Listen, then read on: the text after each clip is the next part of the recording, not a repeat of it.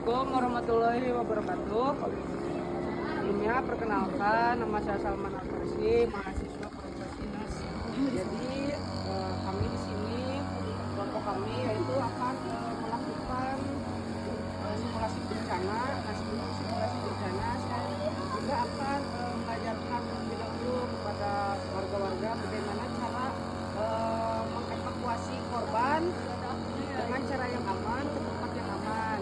Nah, untuk indikasi korban yang harus dievakuasi pakai alat ya Pak ya, seperti LSD ataupun bisa dibuat secara manual dari kayu atau papan yang menyerupai seperti alat penyeruppan.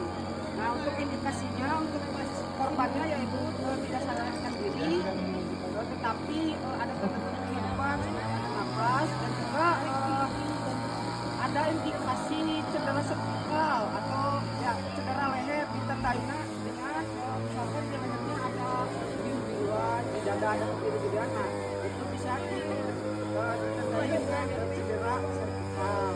Untuk waktunya sekitar 15 menit tepatnya di sini awal saya ada baik kita mulai Pak ya. Nah, untuk sebelum kita mulai kita harus misalkan ketemu korban kita harus ingat 3A dulu. Nah, 3A yaitu aman diri. Nah, kita seperti kalau bisa menggunakan sarung tangan dan juga alat pelindung diri lainnya seperti masker. Terus aman lingkungan. Pastikan kita itu berada di lingkungan yang aman, tidak di dataran yang tinggi, harus di dataran yang datar gitu ya Pak ya. Dan juga aman pasien, pastikan pasien itu aman, seperti tidak terlalu dikerumuni banyak orang seperti itu. Ya, nanti untuk prosedurnya nanti saya akan mengajarkan bagaimana cara evakuasi dengan alat dengan cara yang aman. Baik Pak, kita mulai.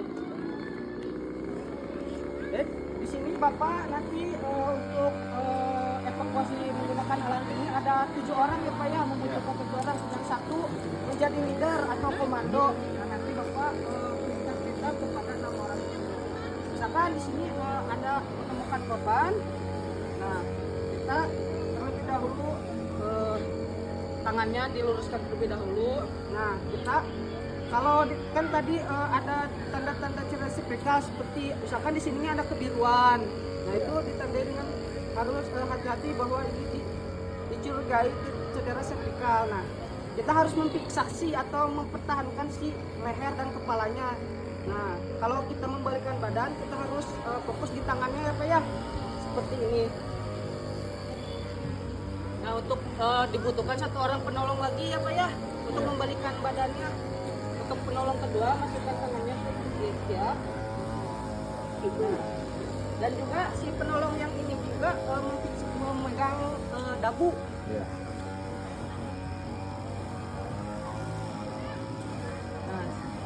Dalam hitungan ketiga kita balikan korban terlebih dahulu. 1, 2, 3 balikan.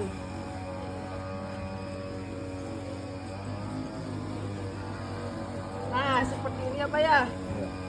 Ini harus dipertahankan ya Pak ya, si kepala dan si leher korban. Terus untuk penolong yang lain mendekat ke pasien,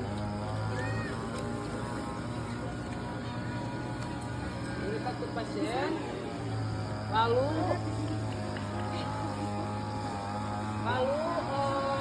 tangan menyilang ke bagian pasien.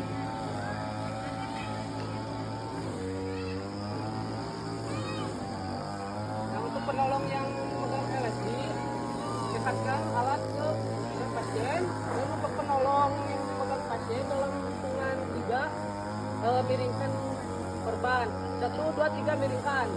Untuk penolong untuk yang LSD dekatkan alat. Nah, untuk yang memegang pasien cari jejas atau tanda-tanda keburuan. Nah, dalam hitungan ketiga yang memegang korban, turunkan korban. 1, 2, 3 turunkan.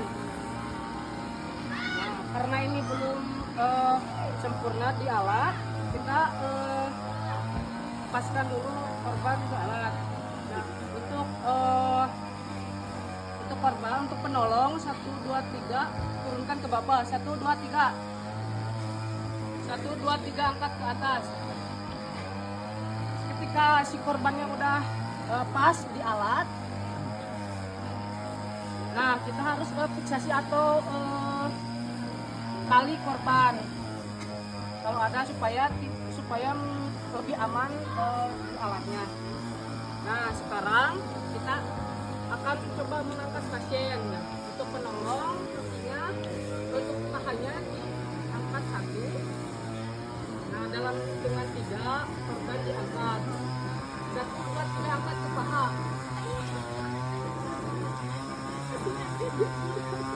Sekarang angkat di bagian dada 1 2 3 angkat. Sekarang 1 2 3 turun sejajarkan korban ke bawah. Sekarang kalau udah ini kepada penolong balik kanan hadap kiri hadap kanan. 1 2 3 hadap kiri hadap kanan. Nah sekarang dalam hitungan 3 kita jalan 1 2 3 jalan. Nah sudah itu untuk penolong hadap kiri hadap kanan hadap pasien. Nah sekarang korban misalkan kalau sudah di tempat yang aman kita turunkan. Untuk turunkan kita dalam hitungan ketiga turunkan ke paha. 1 2 3 turunkan. Nah sekarang turunkan pasien 1 2 3 turunkan. Nah ke tempat yang aman seperti itu Bapak.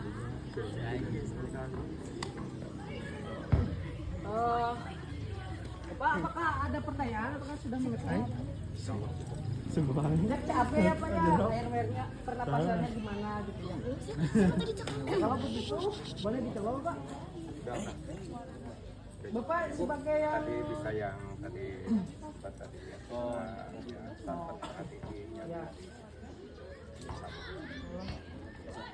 mungkin sama yang didapat. Baik Pak, kalau begitu contohin sedikit aja lah Pak.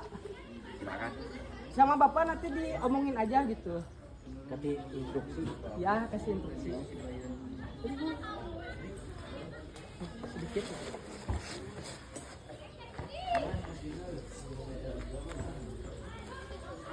Cara membalikkan pasiennya terlebih dahulu Bapak. Tangannya seperti Silang. gini Pak, tangannya. Yang ini. Harus gini, nanti ketika dibalikan korban coba Mas. Oke.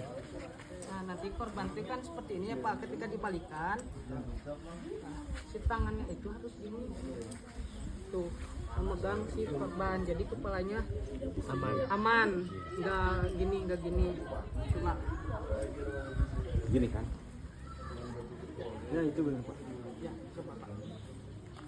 Gini kan? Nah coba Pak.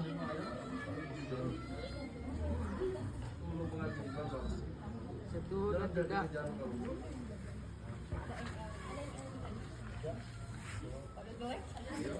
Nah seperti itu Pak. Tangan Bapak jangan lepas. Nah Bapak jangan lepas tangannya sampai si korbannya itu dievakuasi, digotong ke tempat yang aman segini. Boleh dicoba lagi. Boleh? Sama enggak kayak yang deh, ini kan? Ya. Bapak harus ngasih instruksi 1 2 3 miripkan gitu. 1 2 3. Orang.